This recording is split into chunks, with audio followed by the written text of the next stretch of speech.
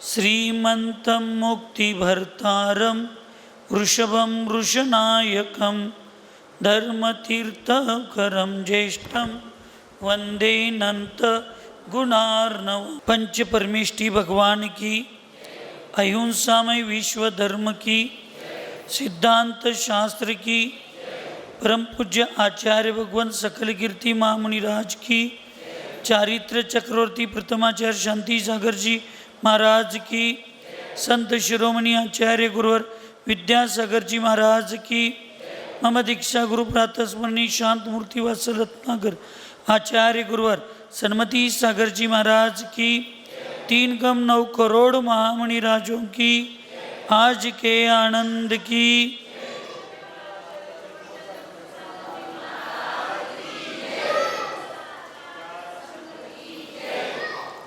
आचार्य भगवंत सकल कीर्ती महामुनिराज मूलाचार प्रदीप या महान ग्रंथामध्ये 8व्या अधिकारात शुद्धीची चर्चा करत असताना तपशुद्धीचे चर्चा सांगत आहेत। तर तपशुद्धीचे अधिकारी कोण आहेत ह्याची आज आपल्याला त्यांनी चर्चा करणार आहेत। इत्यादन्य महाघोरो ग्रत ग्रतपश्च चरितात्मना जीताक्षाणां तपशुद्धि केवलं विद्यन्ते नगा। आचार्य भगवंत सांगतात की या ठिकाणी तपशुद्धी लक्ष आहे सगळ्यांचं। कुठल्याही गोष्टीचा अधिकार असतो, त्या अधिकाराशिवाय ते काही करू शकत नाही। मी परवा बहुतेक तुम्हाला सांगितलोय की नाही माहीत नाही, बाहुबलीच्या पोरग्याची किती बुद्धी चांगली असली आणि तो नरेंद्र मोदीपेक्षा जरी जास्त हुशार असला तर त्याला 18 वर्ष पूर्ण होण्याच्या अगोदर त्याला मतदान करायचा अधिकार असतोय का? बुद्ध्यांश तपासला गेला तर त्याचा बुद्ध्यांश नरेंद्र मोदीपेक्षा जास्त आहे, पण तरीही त्याला मतदान करायचा अधिकार नाही। आपल्या आचारसंहितेमध्ये एक अधिकार की याचा अधिकारी कोण, हे करण्याचा अधिकारी कोण, नुसता भारताचा मी नागरिक आहे एवढ्यावर मी वयाच्या 25-26व्या वर्षी मी पंतप्रधान बनू शकत नाही, वयाच्या 23 वर्षाच्या आत मी आमदार होऊ शकत नाही। भारताचा मी अधिकार आहे, मला मतदान करायचं 18 वर्षानंतर अधिकार आहे। ज्याला तुम्ही पंतप्रधान करायला लागलाय त्याचा बुद्ध्यांश आणि माझा बुद्ध्यांश तपासून बघा, त्याच्यापेक्षा मी 1 पॉईंट जास्त आहे की नाही, मग मला पंतप्रधान व्हायला काय अडचण आहे, मला आमदार व्हायला काय अडचण आहे? अडचण फार असते। ही आचारसंहिता आमची ठरलेली आहे आणि ह्या काही गोष्टी अशा असतात की त्याला नियमच असतो आणि त्या नियमाच्या पलीकडे काही असू शकत नाही, लक्षात ठेवा। त्याने त्या नियमाच्या पलीकडे तुम्ही आम्ही काही करू शकत नाही। RR पाटलांचे चिरंजीव रोहित पाटील, ज्युनियर RR पाटील फार हुशार आहेत, हुशार होते, सगळं आहे, परंतु ज्यावेळी RR पाटलांचं निधन झालं त्यांचं वय बसत नाही आमदारकीच्या इलेक्शनला, म्हणून त्यांना RR पाटलांच्या वहिनींना म्हणजे सुमनताईंना पहिली एक इलेक्शन आमदारकीची लढावी लागली। हे सगळं लक्षात ठेवा, ही आचारसंहिता आहे, हे अधिकार आहेत। मग आम्हाला हे सगळे बाहेरचे अधिकार मान्य आहेत, हे बाहेरचे सगळे अधिकार आम्ही मान्य करतो। साधं तुमच्या ग्रामपंचायतीमध्ये इलेक्शनला कोण राहायचं ग्रामपंचायतीच्या सदस्याला, ह्याला नियम अटी आहेत. तो नुसता या खंडेराजुरीचा नागरिक आहे म्हणून त्याला राहण्याचा अधिकार नाही. मी नुसतं एखाद्या सोसायटीचा सदस्य आहे, सभासद आहे म्हणून मला त्याच्या इलेक्शनमध्ये संचालक इलेक्शनला उभा राहता येत नाही. प्रत्येकाचा काहीतरी नियम आहेत, अधिकार. त्या लहान मुलाला जरा त्याला शांत बसवा. प्रत्येक गोष्टीचे अधिकार फिक्स आहेत, लक्षात ठेव. आणि ज्यावेळी ते अधिकार नियम हे सगळे ठरलेले असतात त्याच्यामध्ये काही बदल करता येत नाही.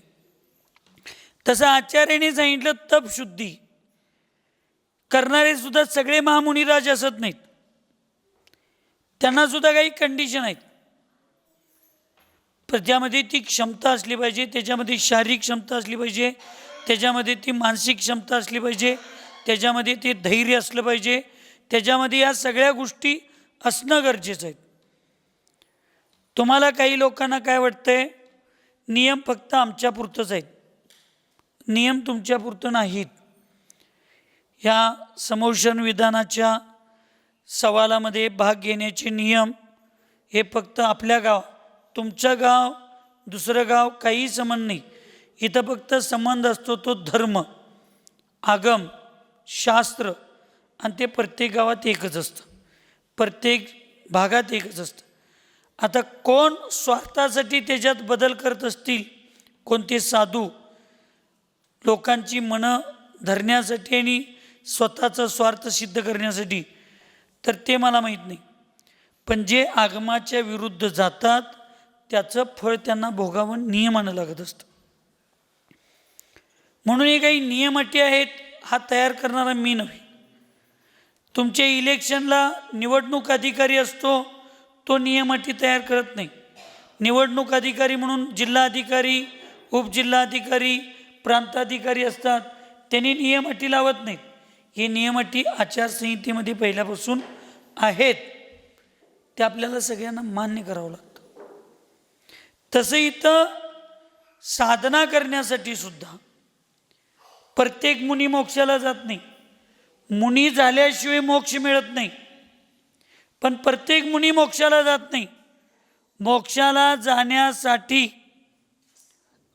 वज्रऋषभ नाराज सहन असावं लागतं, चतुर्थ काल असावा लागतो, उच्च कुलामध्ये जन्म घेतलेला असायला पाहिजे, त्यानं पुढल्या कुठल्याही आयुकर्माचा बंद केला नसला पाहिजे. आणि मग अशी जर घोर तपस्या करण्याची क्षमता, त्याच्यामध्ये धाडस, वज्रऋषभ नाराज सहन आहे पण धाडस नाही, धैर्य नाही, तरी ते मुनी महाराज त्या ठिकाणी मोक्षाला जात नाहीत. एक जैन धर्मातला नियम खंडेराजुरीवाल्यांनो लक्षात घ्या. मोक्षाला जाण्यासाठी सन्नो, जसं वज्रऋषभ नाराज सहनाची गरज आहे. कशाला जाण्यासाठी? मोक्षाला जाण्यासाठी जसं वज्रऋषभ नाराज सहनाची गरज आहे, तसं 7व्या नरकात जाणाऱ्या जीवाला सुद्धा वज्रऋषभ नाराज सहनाची गरज आहे. सगळीजण लक्षात घ्या. कर्मधर्म स्वयंगणं तुमच्या पुण्याईनं मला विषय चांगला आठवला हा संदर्भ घेऊन. जे शरीर, ज्या शरीरातील वज्रऋषभ नाराज सहन म्हणजे वज्रासारखं कठीण मजबूत, ज्यांच्या शरीरातील हाडं आहेत, त्या हाडावर असणारं वेष्टन आहे आणि त्याला बांधणारं जे लॉक आहेत, ते सगळं वज्रासारखं ज्यांचं मजबूत आहे, असाच जीव मोक्षाला जातो, साधू. आणि अशी ज्याच्यामध्ये, ज्या शरीरामध्ये, अशा शरीरामध्ये हाडांची रचना आहे, तोच जीव 7व्या नरकात जातो. का बरं? तर सगळ्यात जास्त पुण्य करायला सुद्धा ह्या शरीराची गरज आहे, आणि सगळ्यात जास्त क्रूर पाप करायला सुद्धा ह्या शरीराची गरज आहे. त्यामुळे भगवंतांच्यावर उपसर्ग केले म्हणूनही देवी देवता पूजायला पाहिजेत, हे जैन धर्माच्या आगमाच्या विरुद्ध आहे. जैन धर्मामध्ये हनुमानाचं खरं नाव श्रीशैल आहे. काय नाव? श्रीशैल. ज्यावेळेला जंगलामध्ये हनुमानाची माता अंजना हनुमानाला जन्म दिली, त्या लहान बालकाला जन्म दिली, त्यावेळी त्यांच्या पुण्याईनं त्यांच्या परिवारातील पूर्वीचे कोण पाहुणे नातलं काय असं एक ओळखीचे त्या विद्याधर होते आणि ते विद्याधर त्यांच्या विद्याधर विमानातून जात होते. त्या लहान बाळकाचा आवाज ऐकला आणि त्यांच्या पुण्याईन ते विमान थांबलं. खाली कोण आहे बघण्यासाठी ते उतरले आणि ते उतरल्यानंतर लक्षात आल्यावर त्या बालकाला, अंजनाला आणि त्याच्या मैत्रिणीला सगळ्यांना त्या देव विमानात घेऊन विद्याधर विमानात येऊन चालले होते. तेवढ्यात हिंदू धर्मामध्ये एक कथा आहे की ते सूर्य गिळायसाठी हनुमान गेले आणि सूर्य गिळले म्हणून त्यांचं तोंड असं आहे. ते वानर म्हणजे वांडर होते असं हिंदू धर्मात मान्यता आहे, जैन धर्मात त्याला मान्यता नाही. वानर वंश आहे. विद्याधरांच्या मध्ये एक वेगवेगळे वंश आहेत. जसं तुमच्यामध्ये भावकीचे बुडके आहेत, गारे, माणगावकर, चौगले हे आदी असे जे बुडके आहेत तसं कुल असतात. तसं एक वानर विद्याधरांचं कुल आहे. त्या कुलात ते जन्मले म्हणून ते वानर वंशी होते. ते वानर नव्हते, वांडर नव्हते. त्यांच्या शरीराचं कामदेव होते. हनुमान काय होते? कामदेव. त्यांचं रूप, त्यांचं सौंदर्य जैन धर्माप्रमाणे एवढं चांगलं आहे, अत्यंत मोहित करणारं शरीर त्यांचं होतं. आणि तो हनुमानाचा जीव बालक असं लहानपणी पोरं, आता ते पोरगं कसं उधोड्या घालायला लागले तसं ते विमानात त्याचा आई घेतली असेल हातात, असं छातीला लावली असेल, ते एकदम उसळी मारलं आणि उसळी मारल्यानंतर ते विमानातनं काय झालं, ते पोरगं खाली पडलं. आता नुकता जन्मलेलं पोरगं जर एवढ्या उंच विद्याधर विमानातनं जर पडलं असेल तर त्या मुलग्याचं काय झालं असतील, तुकडं तुकडं व्हायला पाहिजेत. आणि त्या भीतीपुटी ते विमान खाली उतरून बघितलं तर ते हनुमानाचा जीव बालक सुनीलदा ज्या डोंगरावर, हे तुमचं असं डोंगर आहे की नाही, अशा डोंगरावर ते पडला होता. त्या डोंगराची तुकडं तुकडं झालती. काय झालती? कारण त्या हनुमान बालकाच्या शरीरात वज्र, वृषभ, नाराज, सहनन हे शरीर, त्याचं शरीर तसं होतं वज्रासारखं. आणि म्हणून त्याचं नाव श्री म्हणजे विजेता, शैल म्हणजे डोंगर, जन्मल्याबरोबर डोंगरावर विजय मिळवणारा, डोंगराची तुकडं करणारा असा महापुरुष म्हणून श्रीशैल नाव पडलं त्याचं. असे शरीर असतं. मग मला सांगा, सगळ्यात पुण्य करायला पण ज्याचा निमित्त आहे तेच सगळ्यात पाप करायला पण निमित्त आहे. आता खंडेराजुरीवाल्यांच्यासाठी हा प्रश्न आहे. तुम्हाला सगळ्यात पुण्य करण्याची एक संधी समोशन विधानाच्या निमित्तानं.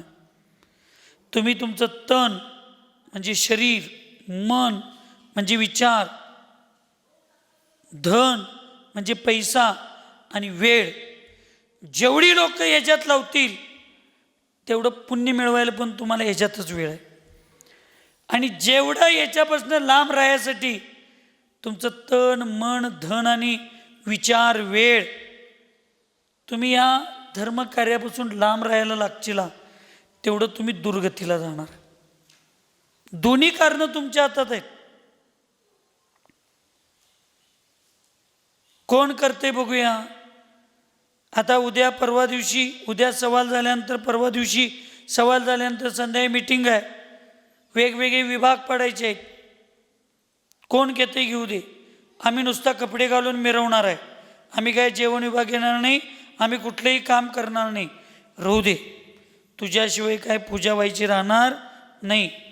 पण तू तुझ्या गावच्या पूजेत तू तुझं वेळ, तुझं परिश्रम, तुझा घाम गाळला नाहीस तर तू भट्टीची कपडे घालून ये, नाहीतर तू आमदारासारखं त्या पूजेत येऊन बस.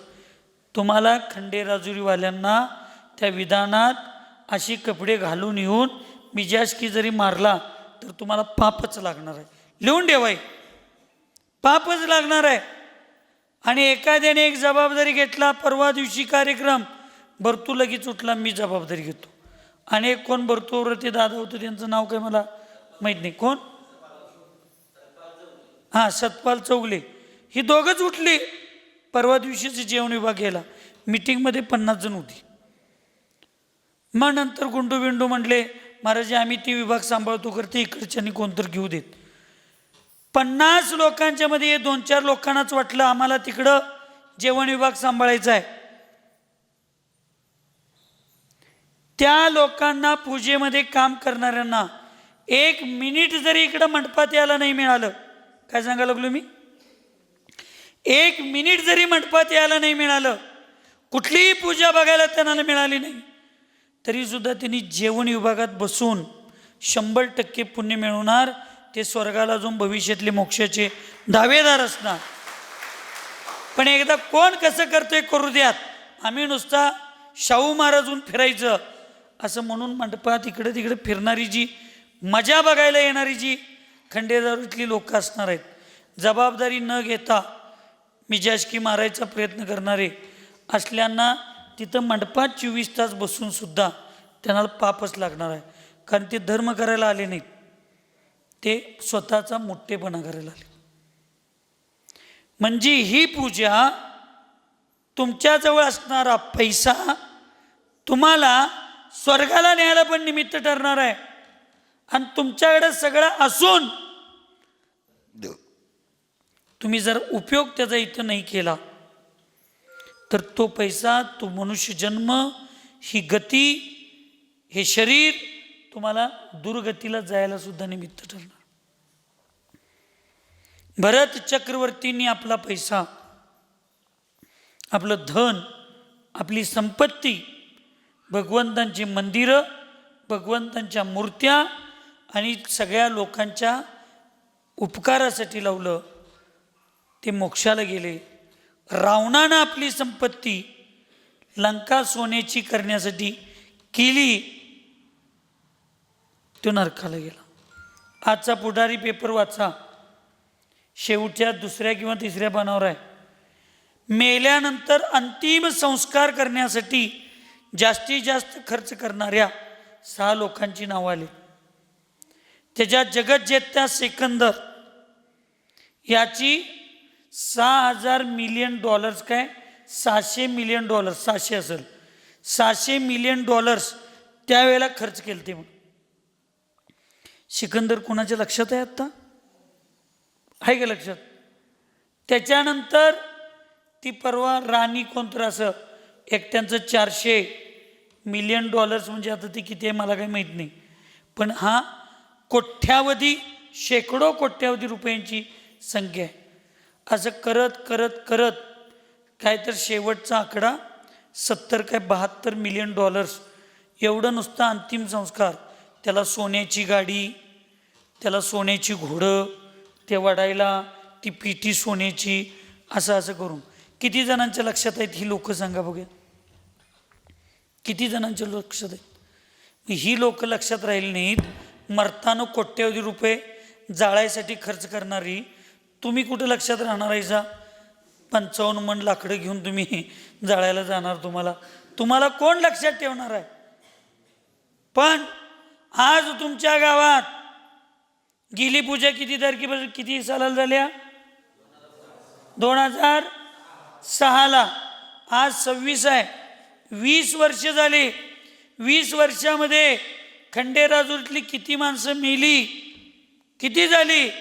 पण अजून 2006ला सुनील दादांचे वडील काही कोणतर सौदरमिंद्र होते, त्यांचं नाव अजून पूजा चालू करायचे म्हटल्याबरोबर लोक म्हणली गेल्या वेळी बाबा तुमचं यजमान होतं, आता पण तुम्ही व्हायला पाहिजे बघा. 20 वर्षात शेकडो लोक मेली, पण 1-2 माणसांचीच नावं जिवंत राहिली, सुरक्षित राहिली. का बरं? का? त्यांनी आपल्या जीवनातून काहीतरी विशेष आपल्या संपत्तीचा, आपल्या पैशाचा, आपल्या वेळेचा, आपल्या आयुष्याचा कुठं तर सदुपयोग केलेला होता. संपत्तीचा उपयोग करणाऱ्या भरत चक्रवर्तीचं पण नाव आहे आणि संपत्तीचा दुरुपयोग करणाऱ्या रावणाचं पण नाव आहे. असं खंडेराजुरीमध्ये फक्त 2च मोठे इतिहास लिहिले जाणार आहेत. ऐकायला का झोपालाय? ऐकायलाय? 2च मोठे इतिहास लिहिले जाणार आहेत. एक इतिहास असणार आहे ह्या समोशरण विधानामध्ये, ह्या मंदिराच्या शिखरावर कळस बसवण्यासाठी जास्तीत जास्त चांगला प्रयत्न कोण केला त्यांची एक लिस्ट तयार होणार आहे वर नियतीच्या हातात. आणि हे चांगलं होऊ नये किंवा कसं होतंय बघूया म्हणून बघत बसणाऱ्यांची नुसता 80 लोकांची एक लिस्ट तयार होणार आहे. आता खंडेराजुरीवाल्यांनो, तुमचं नाव कुठल्या लिस्टमध्ये घालायचं आहे तुमचं तुम्ही ठरवा. पुरुष असू देत, बायका असू देत, मुलं असू देत, तुमचं तुम्ही ठरवा.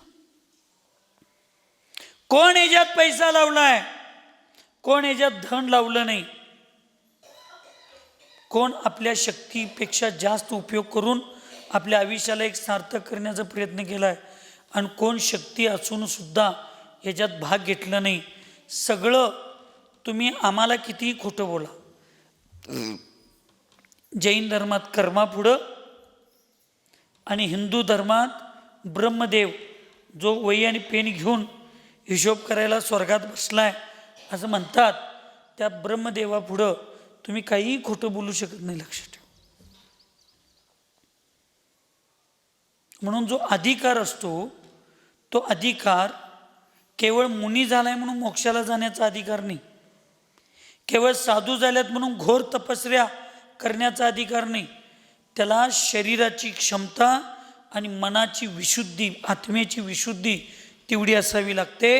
असं साधूंना जसे नियम आहेत तसं श्रावकांना सुद्धा, तुम्ही केवळ जैन आहात, केवळ मंदिरला वर्गणी देता म्हणून तुम्हाला प्रत्येक गोष्टीत भाग घेण्याचा अधिकार नाही. प्रत्येकाच्या मर्यादा ठरलेल्या आहेत. एक संस्था असते, त्या संस्थेमध्ये MD पासून शिपाईपर्यंत सगळ्यांना त्या संस्थेचा कामगारच म्हटलं जातं, पण निर्णय घेण्याचे अधिकार सगळ्यांना एकसारखे नसतात. बसण्याचे खुर्च्या सगळ्यांना एकसारखे नसतात, त्याच्यात बदल असतो. तसं ते अधिकार फार महत्त्वाचे, तो नियम फार महत्त्वाचा आहे, त्याला पुण्य पण फार महत्त्वाचं आहे. केवळ आम्ही जैन आहे म्हणून तुम्हाला इथं मिळणार नाही, तुमचा पुण्य पाहिजे, तुम्हाला पुरुषार्थ करण्याची इच्छा पण असली पाहिजे. तुम्ही पुरुषार्थच करणार नाही, सवालदाराला पुरुषार्थ करणार नाही, पुरींच्या लग्नात 50 तोळं सोनं घालचिला, ॲडमिशनला 5-5 लाख रुपये द्यायचिला, सौदरी मिंद्र काष्टकुमारिका करायला तुमच्या तुमच्याकडं 50-60 हजार लाख रुपये असतील पण तुम्हाला द्यायची तयारी नसेल तर उपयोग काय तुमचा? मगाशी मृत्युंजय पुस्तक वाचत होतो. कर्णाची बायको म्हणते उर्शाली, मला 3 मुलं झाली, तिची सवत होती सुप्रिया काय असं काय तर, तिला सुप्रिया असं काय तर होतं, तिला 4 मुलं झाली, आम्हाला दोघांना कर्णाला 7 मुलं झाली, पण एक शल्य आमच्या मनात कायम होतं, आम्हाला मुलगी झाली नाही. आणि पुढच्या वेळी सांगितलं ते शल्य, त्याचा जो भाऊ होता शोण, त्या शोणच्या बायकोला एक मुलगी झाली, तिचं नाव मीनाक्षी ठेवलं. तिचे डोळे बीन म्हणजे माशासारखे होते म्हणून. म्हणजे ज्या घरात 4-4, 5-5 मुलं आहेत पण एखादी मुलगी नाही, त्या घरातल्या लोकांना ते शल्य असतं. परवा मी नाव घेऊन सांगायला लागलोय, अभय रणदिवे जे राजारामपुरीच्या पंचकल्याण पूजेचे सौदर मिंद्र होते, सौधर्मिंद्र झाले, पण त्यांनी सौधर्मिंद्र होण्याच्या अगोदर सवालाला जाताना मला खोलीत येऊन सांगितले होते, महाराजजी मला मुली नाहीत आणि माझी इच्छा आहे की ह्या पूजेमध्ये कोणाला मुली आहेत, पण ज्यांची कॅपॅसिटी नाही, केवळ कुणाला बाप नाही, आहेत धार्मिक आहेत पण पैसा नाही, अशा कुठल्याही 2-3 मुलींचे अष्टकुमारिकाचे सवाल तुम्ही घ्या आणि मला सांगा, मी पैसे भरतो. माझं नावसुद्धा सांगू नका की ह्यांच्यामुळे या पुरी अष्टकुमारिका भरले झालेत. ती चंदावबा ग्रुपच्या वतीनं त्या मुलींना अष्टकुमारिका 6.5 लाख रुपयेचा सौधर्मिंद्राचा सवाल त्यांनी घेतला आणि सवाल घेतल्यावर परत येऊन सांगितलं, महाराजजी मला 6.5 लाखाचा सवाल घेतलोय, म्हणजे 3 मुली अष्टकुमारिका करायचं विसरले असं नाही, तुम्ही 2-3 मुलींना अष्टकुमारिका करा. पण कर्मधर्म संयोगानं तिथल्याच मुली सगळ्या उत्साहानं त्यांचे आईवडील तयार झाले आणि 51 हजार रुपयाला घरं कमी असल्यामुळं 51,000 रुपये बोटलं सांगितलं. 5 ते 6 मिनिटात 8 अष्टकुमारिका तयार झाल्या.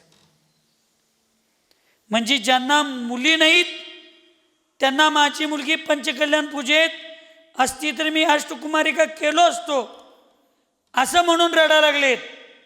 आणि तुम्हाला मुली असून, पैसा असून, धन असून, तिला अष्टकुमारिका होण्याची तिच्यामध्ये योग्यता असून तुम्ही त्या मुलगीला जर अष्टकुमारिका नाही केला. अष्टकुमारिका एक भव अवतारी असते, पुढल्या भवात ती पुरुष होत असते, जे मनुष्यगतीत येत असते. आत्ता ती देवगतीत आहे. पुढल्या भावामध्ये ती मनुष्यगतीत येऊन पुरुष होऊन फक्त तीर्थंकर मातेंची सेवा केलेल्याच्या पुण्याईनं ती पुढल्या भावात मोक्षाला जात असते. तीर्थंकर माता ह्या भावात समाधी साधून स्वर्गात जाते, पुढल्या भावात मनुष्य होऊन, त्याच्या पुढल्या भावात ती मनुष्य होऊन मोक्षाला जाते. सौधर्मी इंद्रायणी तीर्थंकर मातेच्या, तीर्थंकर बालकाचं पहिल्यांदा दर्शन तिला घ्यायला मिळतंय. ह्या एका पुण्याईनं ती स्त्री पर्यायाचा नाश होतो आणि सौधर्मिंद्राच्या अगोदर तिचं आयुकर्म संपतं आणि इथे येते आणि ती मोक्षाला जाते. लक्षात ठेवा, हे तुम्ही हत्ती घोड्याचं नुसतं मिरवण्याचं पद समजू नका. जैन धर्मामध्ये शक्तीच्या अपेक्षेनं जर बघितला तर जम्बूद्वीपला उलटं पालटं करण्याची ताकद सौधर्मिंद्रामध्ये असते. पण तो सौधर्मिंद्र फक्त वीतराग भगवंतांच्या पुढं आणि निर्ग्रंथ गुरु आणि जिनवानीच्या पुढं नमस्कार साष्टांग घालत असतो. पंचकल्याण भजीमध्ये बघा, यज म्हणजे पूजा, मान म्हणजे सौभाग्य.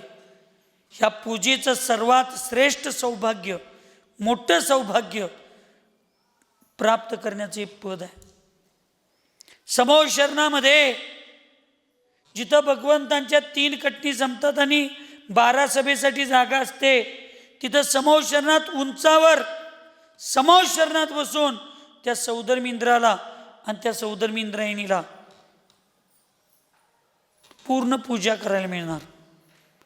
ज्या स्टेजवर 2-1.5 फुटाच्या उंच स्टेजवर समूह शरण लागलेला आहे, त्या समूह शरणात उजव्या बाजूला त्या स्टेजवर ईशान इंद्र, डाव्या बाजूला कुबेर इंद्र, मागल्या बाजूला उजव्या बाजूला सुवर्ण सौभाग्यवती, डाव्या बाजूला मागल्या बाजूला महायज्ञनायक, हे 5 जण बसणार. प्रत्येक इंद्रांच्या पेशी 2-2 वरचे सौधर्मिंद्र सोडले तर प्रत्येक इंद्रांच्या पेशी 2-2 अष्टकुमारिका बसणार. ही पूजेचं महत्त्व आहे, लक्षात ठेवा. याला पैशावर तुलना करू नका, फार मोठं सौभाग्य असते याला. मी सांगालोय ना तुम्हाला, काल सांगितलो मी की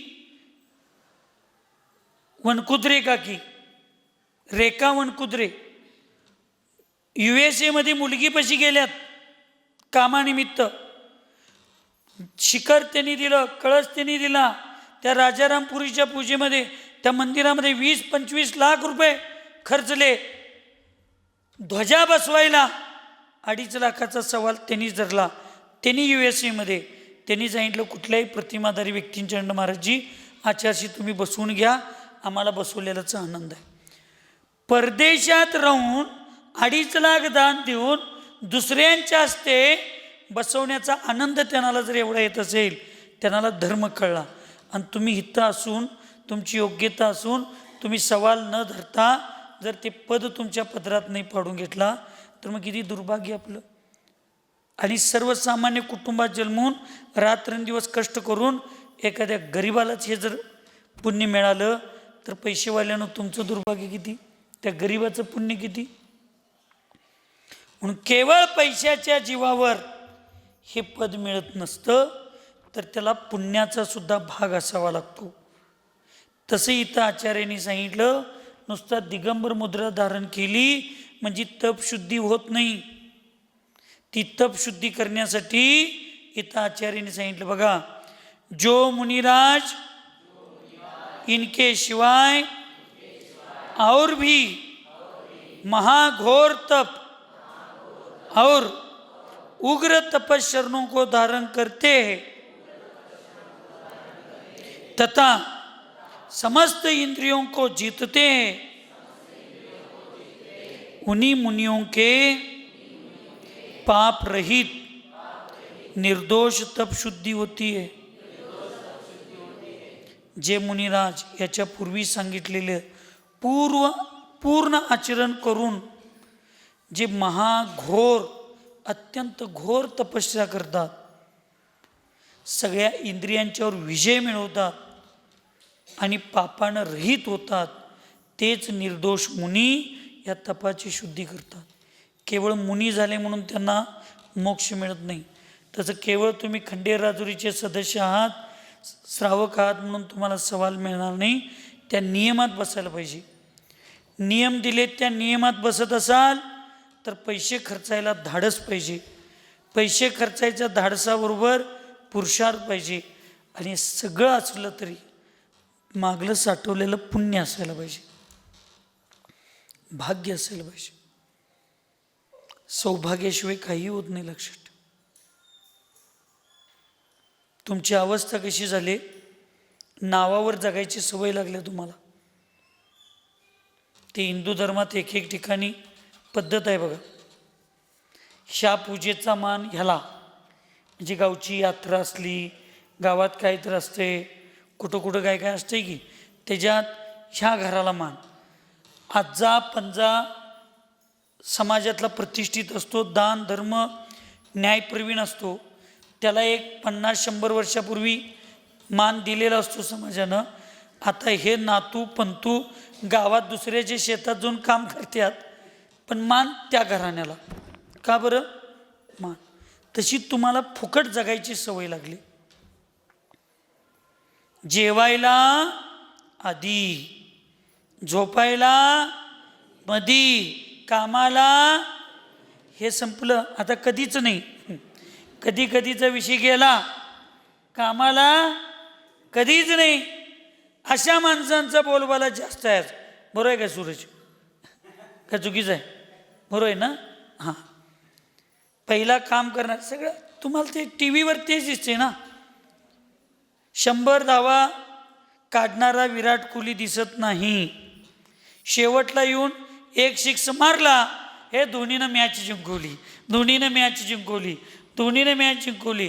अरे पहिला मग 100 धावा तेंडुलकरनं काढल्या, सचिन त्या विराटनं काढल्यात, ह्यांची काही किंमतच नाही. 1 सिक्स मारला म्हणून धोनीच त्या मॅच विनर झाला. असं पहिला कष्ट करणाऱ्यांचं तुमच्याकडं नाही. शेवटला येऊन न काम करता, न पैसे खर्चता मला मान मिळाला पाहिजे. का? आमच्या आजानं बस्ती बांधल्या, आमच्या चुलत्यानं मानस्तंभ बांधलाय, 2006ला आमच्या घरातल्यानी मूर्ती बसवल्यात.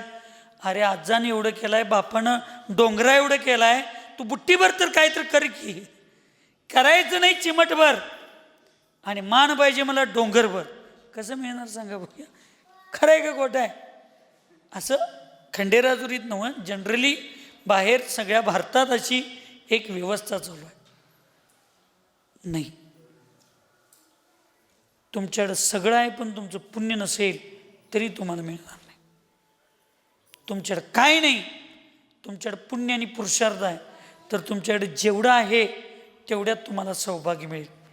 म्हणून एक फार मोठी संधी आहे. पुढली पूजा कधी होईल माहीत नाही, होणार फिक्स आहे खंडेराजुरीत पूजा. किती वर्षानं होईल माहीत नाही. आत्ता 20 वर्षी गेल्यात, परत 20 जात्यात काय 40 जात्यात काय 12 वर्ष नव्हत्या माहीत नाही, पण पूजा होणार. पण ते तुम्ही आम्ही असतोय का नाही माहीत नाही. तुम्ही आम्ही असतोय काय माहीत नाही. म्हणून आत्ता पुढं आहे ते बघा. भविष्य सपना आहे, भूतकाळ कल्पना आहे, वर्तमान आपणा आहे. जे आपल्या हातात वर्तमान आहे त्याचा आनंद घ्या. भविष्याची कल्पनात स्वप्नात कुठेही रंगू नका, काही त्याचं फळ मिळणार नाही. लक्षात ठेवा, काही मिळणार नाही.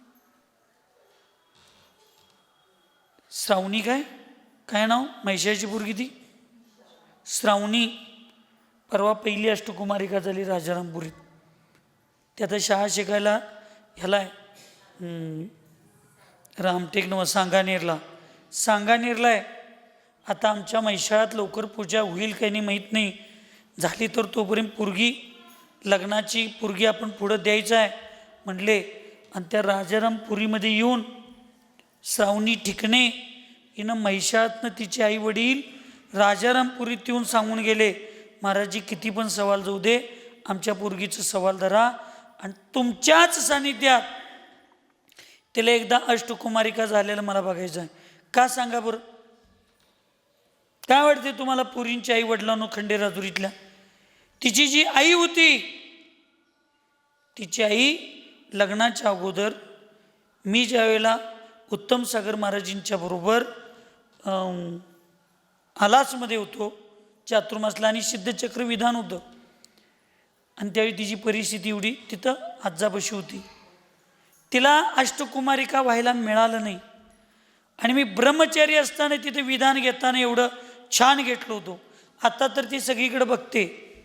मला एक माझ्या नशिबात माझ्या गुरूंच्या सान्निध्यात अष्टकुमारिका व्हायला मिळालं नाही. किमान माझ्या मुलगीचं तर ते पुण्य असू दे. म्हणून परिस्थिती मीडियम असताना म्हणजे सर्वसामान्य परिस्थिती असताना तिला तुमच्याजवळच अष्टकुमारिका करायचं म्हणून ती तिथं घेऊन आली आणि तिला अष्टकुमारिका केली. सांगा खंडेराजुरीवाल्यांनो, तुमचं पुण्य किती मोठं आहे. लग्नात 1-2 तोळं सोनं कमी घाला, तिला सोनं, खाट, गादी, करंजा, लाडू, हंतरून सगळं करायला आयुष्य पडलंय की नाही सांगा. मुलगीचा हाऊसमौज करायला, प्रापंचिक हाऊसमौज करायला आयुष्य पडलंय. पण धार्मिक हाऊस करायला तिचं फक्त लग्नाच्या अगोदरच वय आहे. एकदा आपल्या मुलगीला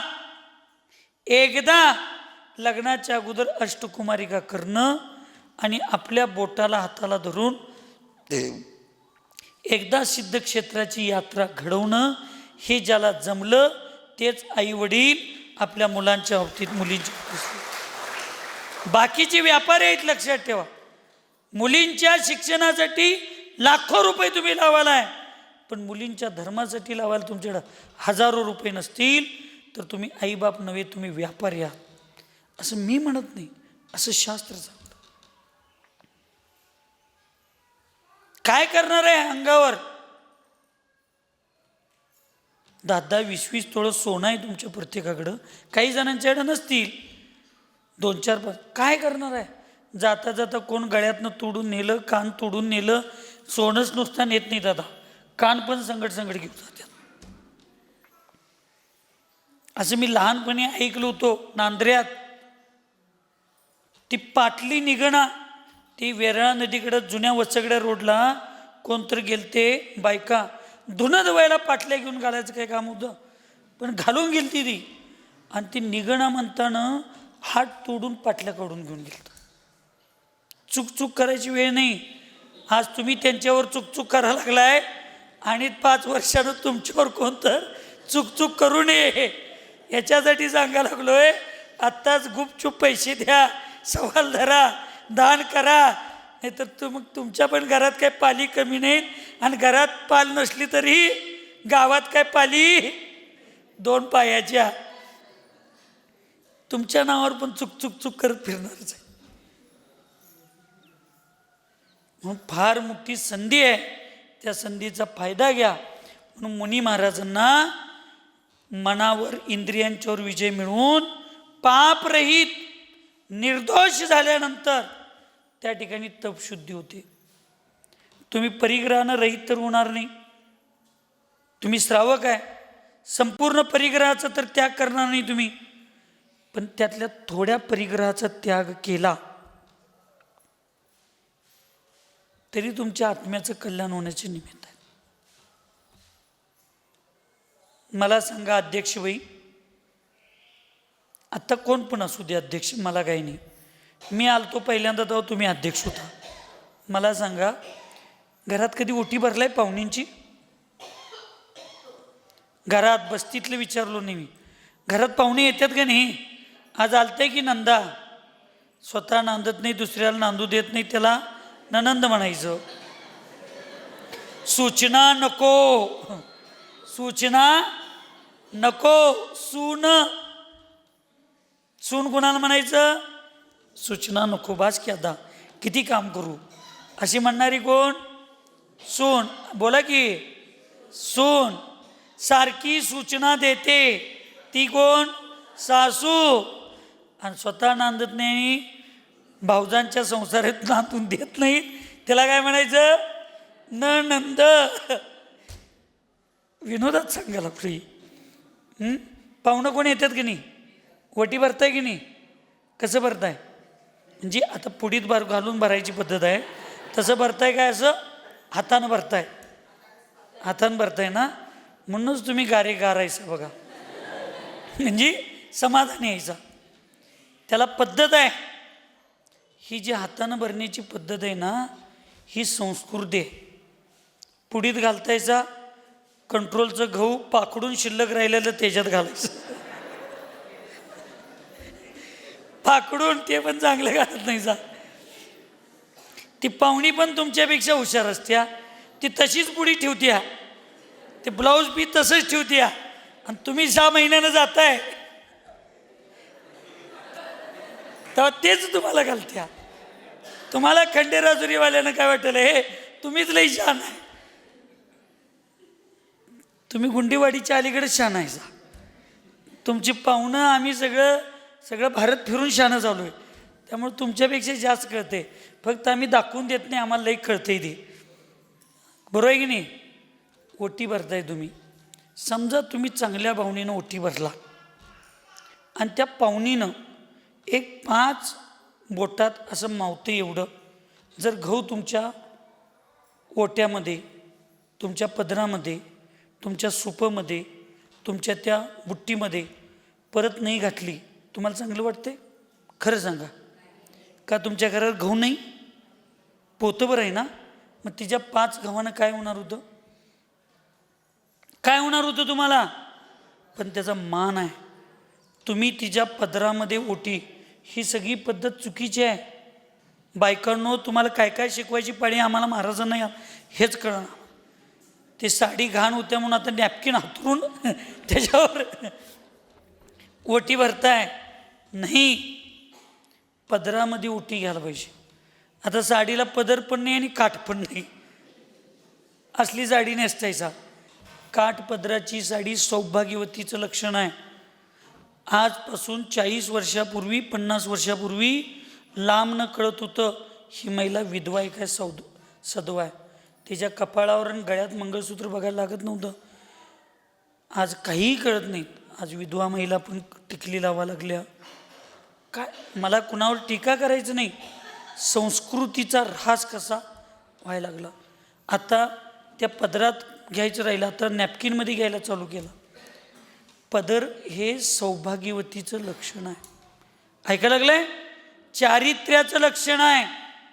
पूर्वी कोणतरी एखाद्या स्त्रीचं नाव काढला, कळ काढला, हळद रुसली, कुंकू असली, बघा एखाद्या स्त्रीचं नाव काढला तर ते म्हणत नव्हते स्त्रीचं नाव काढला, स्त्रीच्या पदराला हात घातला.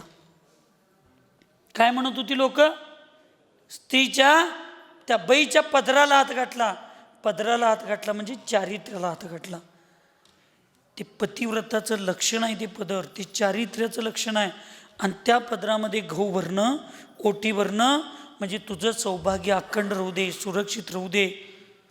पूर्वीच्या बायका म्हणत होत्या मृत्यू उद्या सकाळी आला तरी मला 72, पण मी सौभाग्यशाली असताना मला मृत्यू दे, म्हणजे मी सदवा असताना मृत्यू दे, म्हणजे माझ्या नंतर माझा नवरा जाऊ दे, नवऱ्याच्या अगोदर मी जाऊ दे.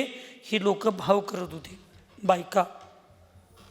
म्हणून त्या बायकांचं जीवन शेवटपर्यंत सुरक्षित राहिलं, शेवटपर्यंत सुरक्षित राहील. आणि मग तुम्ही त्या महिलेची एवढी चांगली भक्ती केल्यानंतर ती महिला म्हणायची असते, हे माते, हे भगिनी, तू जसं माझ्याबद्दल विचार करतेस तसं तुझं सौभाग्य, तुझं चारित्र्य असंच अखंड राहू दे, म्हणून तुला मी हे थोडं तुझ्यात परत देतो. हे परत देण्याचे भाव आहेत. जय जिनेंद्र म्हटल्यावर जय जिनेंद्र करायला पाहिजे. एकमेकाला साधूनी नमस्तू केल्यावर प्रतिनमस्तू करायची पद्धत आहे. तसं ओटी भरल्यानंतर त्या ओटीतले थोडे दाणे समोरच्याच्या ओटीमध्ये, पदरामध्ये घालणे पद्धत आहे. आता पॅकिंग करून दिल्यावर काय घालायचं तिनं? काय रे? अरे विनोद करत नाही मी, तुम्ही चेष्टेत घेऊ नका.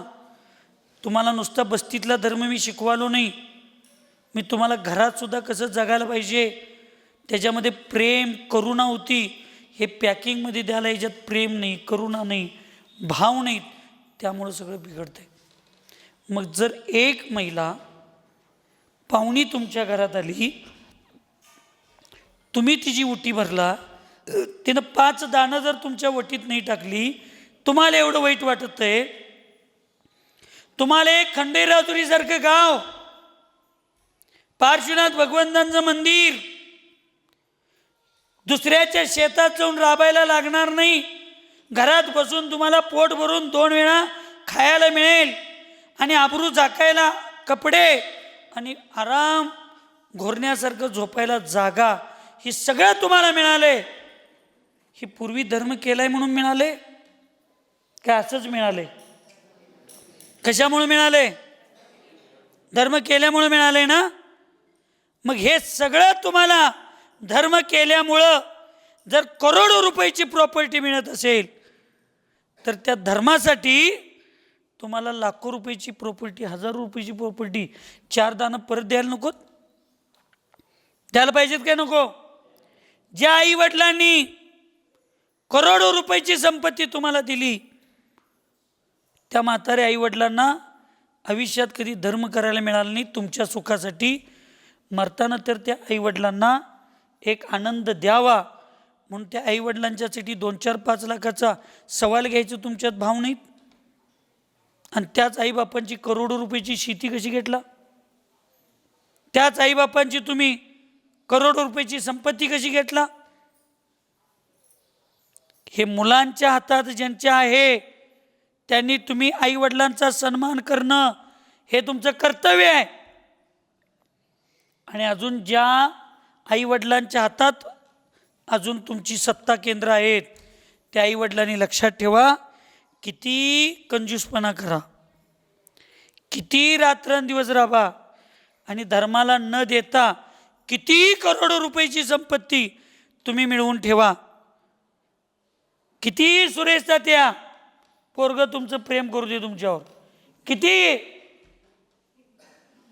मेल्यानंतर 20व्या दिवशी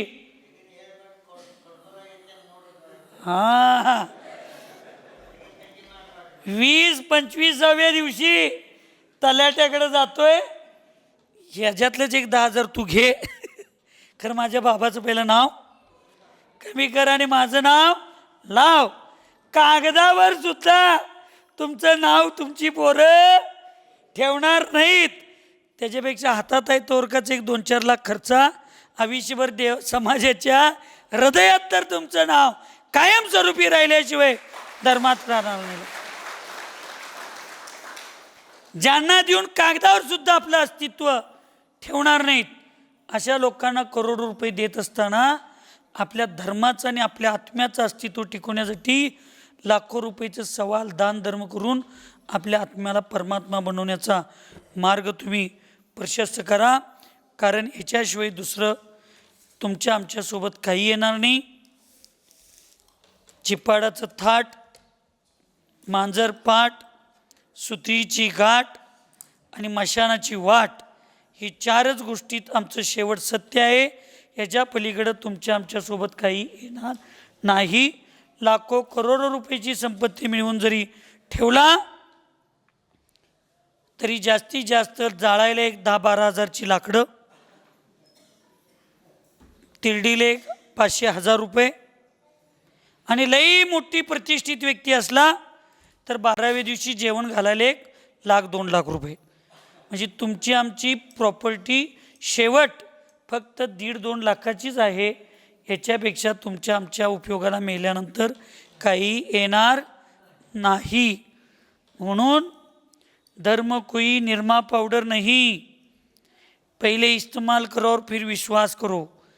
धर्म तो हमारा LIC जैसा है, जीवन के साथ भी और जीवन के. ही जी पैशाची LIC उतरवताय हे तुम्ही मेल्यावर तुम्हाला काय मिळत नाही. हे कुणाला मिळणार आहे? हे परत मागल्या पोरांनाच मिळणार आहे. सुनील दादा हसून चालणार नाही, समजून घ्यायला पाहिजे.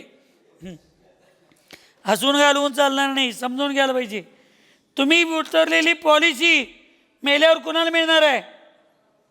मागं परिवाराला मिळणार आहे. पण धर्मात उतरवलेली पॉलिसी तुम्ही मेल्यावर जिथं जाणार आहे स्वर्गात तिथं तुमच्यासोबत येणार आहे. मग तुमच्यासोबत येणारी पॉलिसी उतरवायची काय तुम्ही मेल्यावर इथं मागं ठेवूनच जाणारी पॉलिसी उतरवायची? As you like, I don't know, सुखी रहे सब जीव जगत में, कोई कभी न घबरावे, वैर पाप अभिमान छोड़ जग, नित्य नए मंगल गावे. ओम नमः. सबको क्षमा, सबसे क्षमा.